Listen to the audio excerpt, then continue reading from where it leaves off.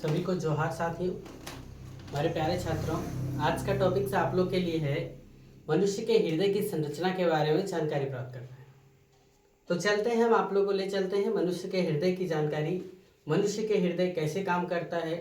मनुष्य का हृदय जब तक धड़केगा पृथ्वी पर उस व्यक्ति का, उस जीव का क्या रहेगा, उस मनुष्य का सांस चलते रहेगा, और जिस दिन धड़कना बंद हो जाएगा उस दिन उस मनुष्य की क्या हो जाएगी, समाप्ति हो जाएगी।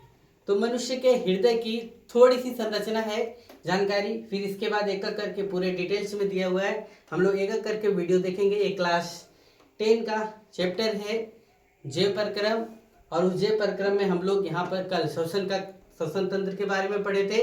आज हम लोग पढ़ रहे हैं परिसंचरण तंत्र को, और परिसंचरण तंत्र में हम लोग के टॉपिक्स है मानव हृदय। क्या लिखा गया, मानव हृदय। और मानव हृदय किसे कहा गया, तो इसको इंग्लिश में हमन हट बोलते हैं।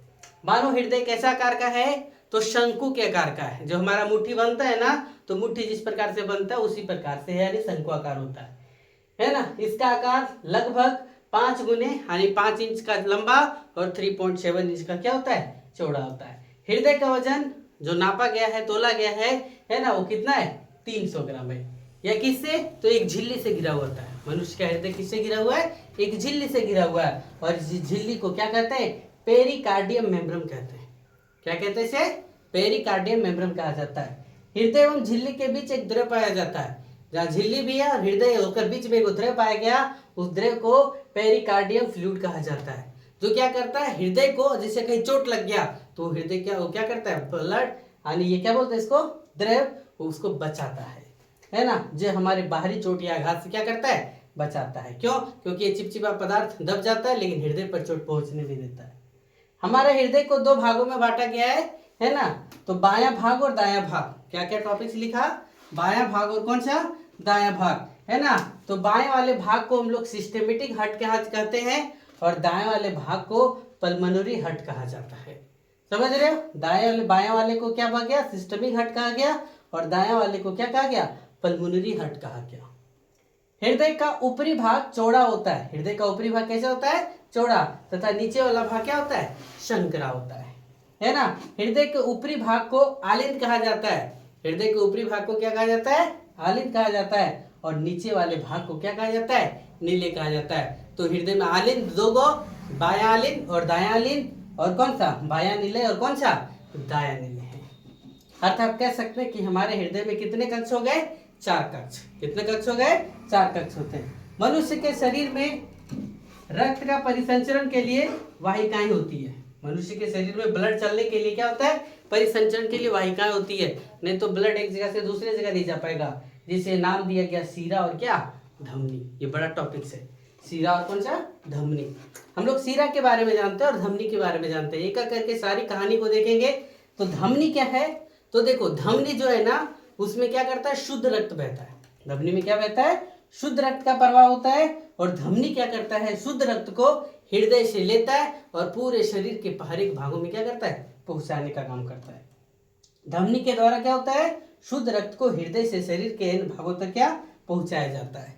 इसका आंतरिक व्यास बहुत कम होता है, यानी ये बहुत क्या होता है, अंदर वाला भाग जो क्या होता है, बहुत व्यास कम होता है, और इसके कारण इसमें रक्त दाब के साथ क्या होता है, आगे बढ़ता है। इसमें प्रेशर बहुत ज्यादा रह जाता है। इसमें भल्व या कपाट नहीं पाया जाता, यानी धमनी में भल्व या कपाट इसलिए लगाया जाता है ताकि आगे से धकले, पीछे से धकलेंगे तो आगे बढ़ेगा, फिर ये रुक नहीं जाएगा, है ना, ये आगे बढ़ते रहेगा, इसलिए इसमें कपाट नहीं पाया जाता है। क्यों, क्योंकि हृदय इसको क्या करता है, पंप करता है।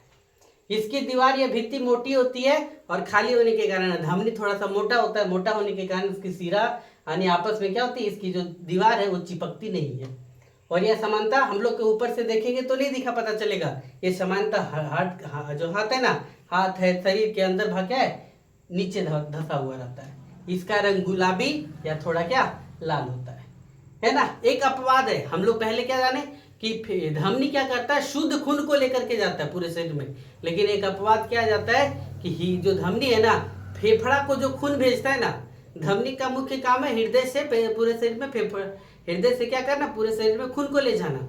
लेकिन यहाँ पर जब हृदय से कहाँ पर, फेफड़ा में खून जाता है ना, तो उस समय अशुद्ध रक्त को लेकर के जाता है। इसीलिए पल्मोनरी धमनी, फुसफुस धमनी में अशुद्ध रक्त को हृदय से किधर की ओर, फेफड़ा की ओर ले जाता है। ये किसका काम था, धमनी का।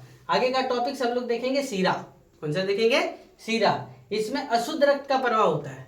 सीरा में क्या होता है, अशुद्ध रक्त, यानी ये क्या करता है, पूरे शरीर से ब्लड को ला करके कहां पर, हृदय में डालने का काम करता है। पूरे शरीर से ब्लड ला करके कहां पर, हृदय में। सीरा के द्वारा अशुद्ध रक्त को शरीर के अन्य भागों से क्या, हृदय तक पहुंचाया जाता है। इसका आंतरिक व्यास अधिक होता है, जिसके कारण ये रक्त दाब के साथ आगे नहीं बढ़ पाता है। यानी अगर देखते हो ना, डॉक्टर लोग क्या करता है, इंजेक्शन लगाता है, किसमें, तो सीरा में, धमनी में नहीं लगाता है ना। तो इसमें क्या लगा हुआ, सीरा में कपाट लगा हुआ है, और ये कपाट क्या करता है, हर एक भाग में धकेल करके किधर की ओर, हृदय की ओर भेजने की कोशिश करता है। इसका आंतरिक व्यास अधिक होता है, इसके कारण रक्त दाब के साथ क्या होता है, आगे नहीं बढ़ पाता। इसमें पीछे लौटने की संभावना होती है, इसलिए इसमें कपाट पाया जाता है। इसकी दीवार क्या है, पतली होती है, जो खाली होने पर क्या हो जाता है, चिपक जाता है। लेकिन धमनी में क्या होता है, चिपकता नहीं है। इसका रंग कैसा, नीला हो जाता है, जो बाहर से हम लोग क्या कर सकते हो, देख पाते हो, है ना। इसमें अपवाद क्या है, हम लोग शुरू में पढ़े कि क्या करता है, सीरा अशुद्ध रक्त को ढोता है। किसको ढोता है, अशुद्ध रक्त को ढोता है। लेकिन यहाँ पर एक अपवाद है कि जो सीरा है ना, वो फेफड़ा से हृदय, फेफड़ा से हृदय को शुद्ध रक्त लेकर के जाता है। आज का क्लास यही तक रहेगा। कल आगे हम लोग हृदय की और भी संरचना को देखेंगे, है ना। आज के लिए धन्यवाद।